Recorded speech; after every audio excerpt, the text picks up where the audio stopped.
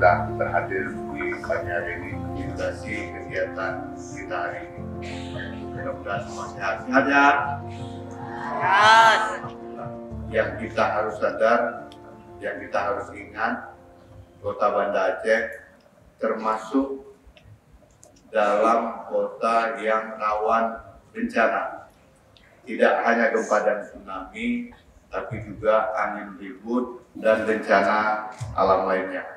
Tidak selalu kejadian gempa harus evakuasi, harus menghindari ke tempat yang lebih aman. Dan ini yang harus kita biasakan.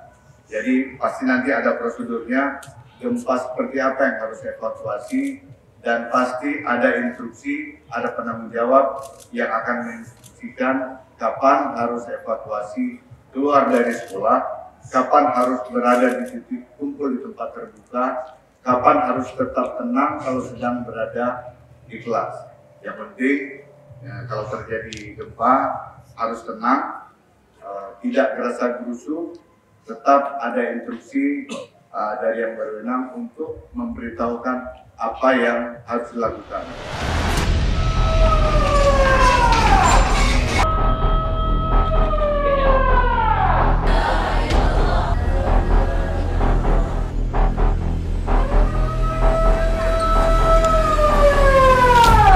Segera melakukan evakuasi ke tempat yang aman atau kepada tempat yang telah ditentukan termasuk tempat-tempat escape ini. Terima kasih untuk segera dilaksanakan. Kota Banda Aceh dengan kedalaman 10 km yang berpotensi tsunami. Ikuti jalur evakuasi.